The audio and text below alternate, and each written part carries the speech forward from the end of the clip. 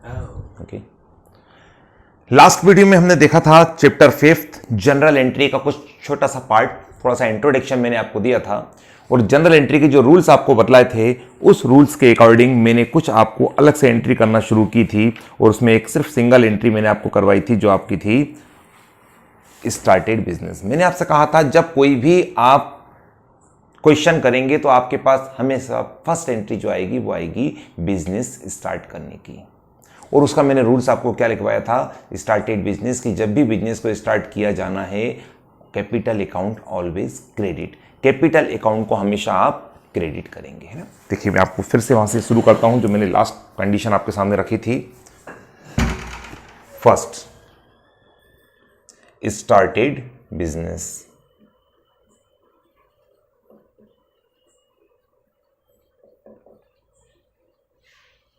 व्यापार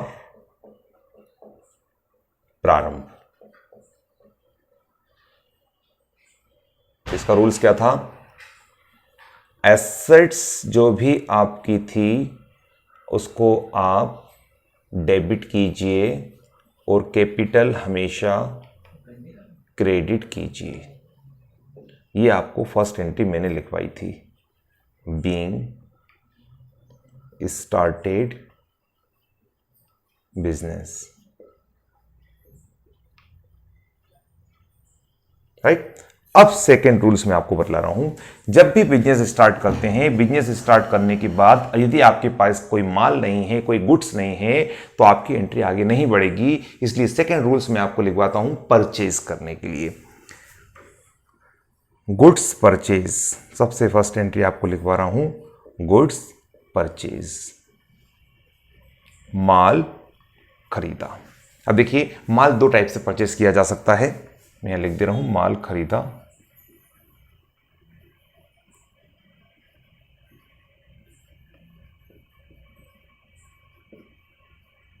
जब भी आप माल खरीदेंगे तो आपको क्या एंट्री करना है, परचेज अकाउंट ऑलवेज डेबिट।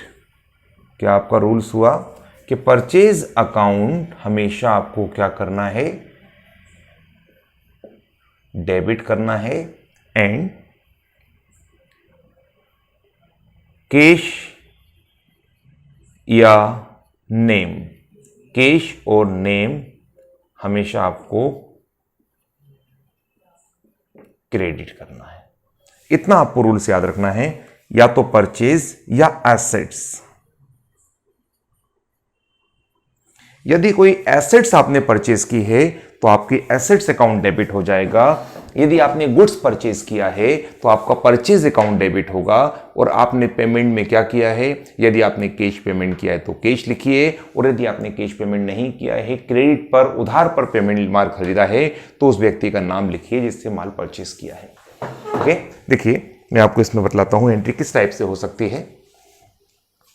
सबसे पहले परचेज गुड्स, ये हटा दीजिए यहां से, एंट्री ये है परचेज गुड्स। अब यहां आपने क्या किया, देखिए मैंने आपसे कहा डेबिट में क्या आएगा, या तो एसेट्स या परचेज। तो आपने गुड्स परचेज किया है इसलिए आपके पास एसेट्स नहीं है, तो आपकी एंट्री बनेगी purchase account debit, purchase account debited to. Credit में क्या आएगा, तो क्रेडिट मैंने लिखा है कैश या नेम। अब यहां पर किसी का नेम गिवन नहीं है, मींस हमने कैश में परचेज किया है, तो यहां लिखिए to cash account, being purchase goods.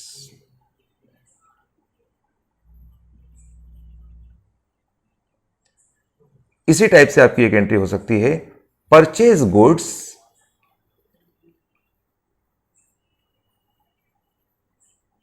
From Ram, means Ram से माल खरीदा। अब यहां पर किसी व्यक्ति का नाम आ गया है, तो जब किसी का नाम आएगा तो यह हो जाएगा ऑटोमेटिकली उधार। तो जैसा मैंने आपको रूल्स लिखवाया, डेबिट क्या करेंगे, या तो एसेट्स या परचेज। तो यहां कोई एसेट्स नहीं है, यहां पर क्या है गुड्स, तो हम क्या करेंगे purchase account debit, purchase account debited. To में क्या आएगा, केश और नेम, इस एंट्री में नेम दिया है राम का, मींस केश नहीं है, तो यहां पर क्या करेंगे आप, टू राम। और नाम के साथ में अकाउंट नहीं लिखते, इसलिए राम लिखकर मैंने खाली छोड़ दिया है। नरेशन लिखिए, बीइंग परचेज गुड्स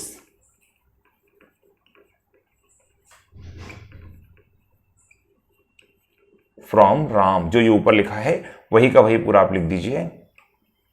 अच्छा, जब आप क्वेश्चन सॉल्व कर रहे होंगे तो ये आपको नहीं लिखना है, ये ध्यान रखिएगा, ये क्वेश्चन है आपका, और जो क्वेश्चन आपका है वो आपको नहीं लिखना है। क्वेश्चन मैं आपको यहां लिखवा रहा हूं क्योंकि आपके पास इस समय ये क्वेश्चन नहीं है, तो ये आपकी दूसरी एंट्री हो गई। तो एक हो गया आपने सिंपल जो परचेस किया, और दूसरा हो गया आपका क्रेडिट परचेस किया। अब तीसरी बात करता हूं मैं एसेट्स की। सपोज कीजिए मशीनरी परचेज,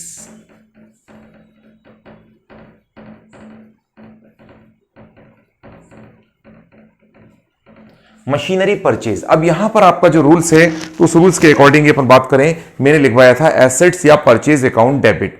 एसेट्स कब करते हैं, जब एसेट्स हो, और गुड्स परचेज कब करते हैं, जब गुड्स हो। तो यहां पर हमारा मशीनरी एसेट्स है, तो हमारी एंट्री बनेगी मशीनरी अकाउंट डेबिटेड। अब बात करूं क्रेडिट की, तो क्रेडिट में क्या लिखा है, कैश या नेम। अब यहां नेम किसी का नहीं है, तो क्या आ जाएगा, टू कैश। नरेशन लिख दीजिए, ऊपर लिखा है being purchase machinery.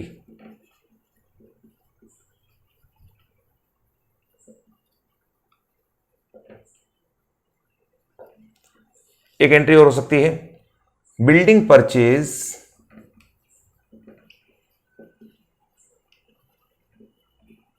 From Gopal. अब वही रूल्स, आपने एसेट्स परचेज किए तो एसेट्स है, तो यहां आ जाएगा बिल्डिंग, तो एंट्री होगी आपकी बिल्डिंग अकाउंट डेबिट। टू में या तो कैश आएगा या नेम आएगा। अब इसमें आपको नेम दिया है गोपाल का, यहां नहीं था नेम, तो हमने कैश लिखा, या नेम दिया है तो हम यहां लिखेंगे to Gopal. Narration being building purchase from Gopal. तो मैंने ये आपको परचेज वाला पार्ट पूरा आज क्लियर कर दिया है, इसको आप बिल्कुल अच्छे से समझ लीजिए, विदाउट पार्ट समझिए आपका काम नहीं होगा, है ना। अब इसको एक बार मैं रिपीट कर दे रहा हूं, तो रिपीट करने से आपके लिए क्लियर हो जाएगा कि मैंने एंट्री क्या की है। ये पुरानी एंट्री रिपीट कर दी थी, इसकी कोई बात नहीं करूंगा मैं, ये नए रूल्स की बात करूंगा। रूल्स नंबर सेकंड जो आपको मैंने लिखवाया था, लिख लीजिए यहां नंबर सेकंड, क्या लिखवाया था, गुड्स परचेज, कि आप माल खरीदेंगे। जब भी आप गुड्स परचेज करेंगे आपकी एंट्री होगी, कुछ भी परचेज करेंगे, एसेट्स या परचेज, दो चीज में से कुछ भी एक चीज आएगी, अकाउंट ऑलवेज डेबिट।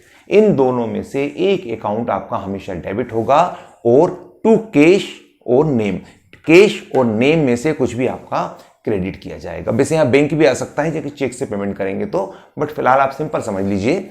तो आपने जैसे एंट्री बोली परचेज गुड्स, मतलब आपने क्या किया, परचेज गुड्स किया, गुड्स परचेज किया, तो एंट्री में डेबिट में क्या आएगा, या तो परचेज या एसेट्स। तो परचेज गुड्स से इसलिए परचेज अकाउंट डेबिट, क्रेडिट में कैश और नेम, तो आपका आ जाएगा कैश।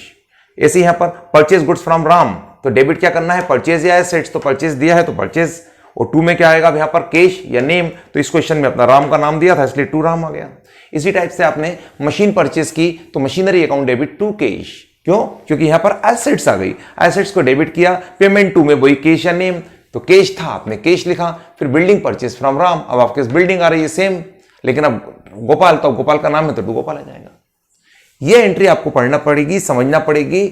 अभी आपको इस टाइप से मैं 5 एंट्री और करवाऊंगा, यदि आप वो 5 एंट्री और अच्छे से कर लेंगे तो क्वेश्चन आंसर करने में आपको कोई प्रॉब्लम नहीं आएगी। ओके, तो इसकी आप प्रैक्टिस कीजिए, जितनी आप प्रैक्टिस करेंगे उतना आपको समझ में आएगा, नहीं तो आपके समझ में नहीं आएगा।